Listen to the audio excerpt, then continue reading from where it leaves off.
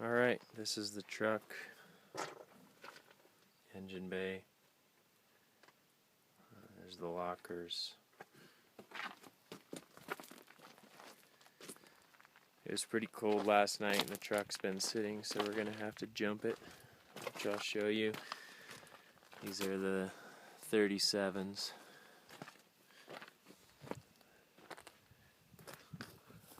.35s in the bed.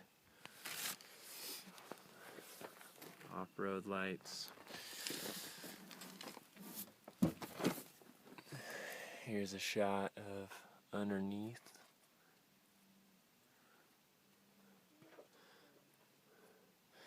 You see the frame, as much as you can see from this, is in good shape. Springs are in good shape.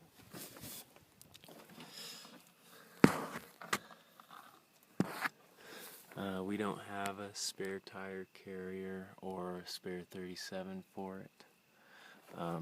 I was telling you about the part that might need to be taken, or that will need to be taken off for really any kind of road use, is just this big block right here, because you can see that it's holding the rear suspension stopped. In other words, it's bottomed out technically, so I'm pretty sure all you have to do is loosen the U-bolts and slide that out and put it back together, and it should be just fine.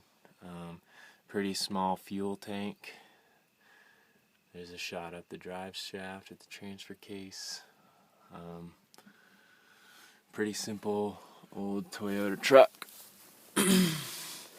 As you saw in the Craigslist ad, the engine is not a Toyota engine. It's a Buick 231 that's been pretty heavily modified.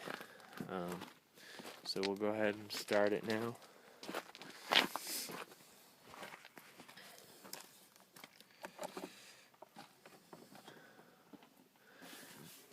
And the color codes are kind of funny, so I always make sure that it's negative and positive.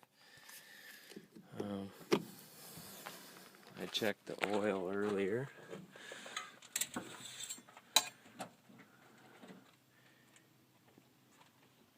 They're in operating range.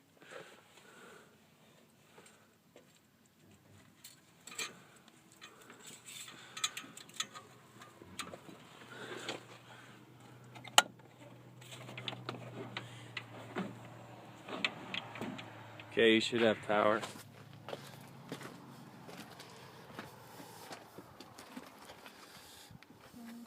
Either way.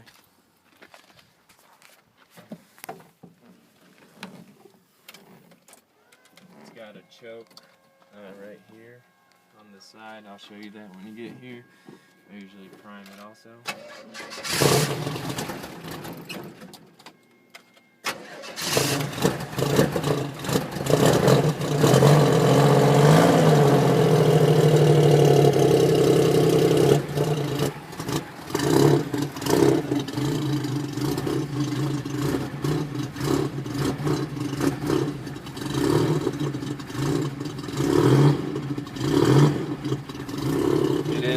Carbureted engine, so it takes a little bit to warm up. You've got oil pressure and water temperature, and then, like I said, the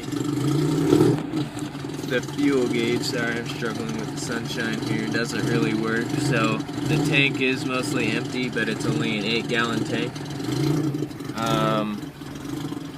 The heat and everything works. Here's the controls for the lockers. They work as well. Shifter is the B&M slap stick racing shifter, but it does fine if you're not racing. 4-wheel drive works. Lock-in hubs on the outside. Here's the switch panel for the off-road lights. They work. I'm not going to turn them on right now just because the battery's a little low.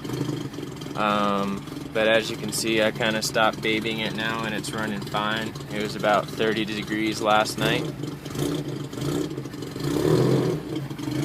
Nice sounding dual exhaust.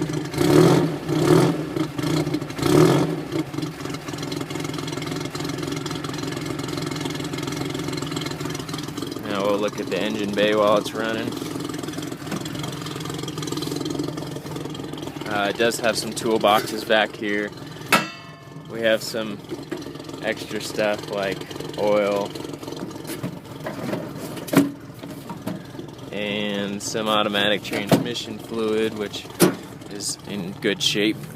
And all this will come with the truck. And then we have this lead additive that you need to run it right now unless you swap the valves, but this lasts a really long time. As you can see, it's quite a bit full, and it only takes we can talk about it when you get here, but not very much. So we'll disconnect the battery box off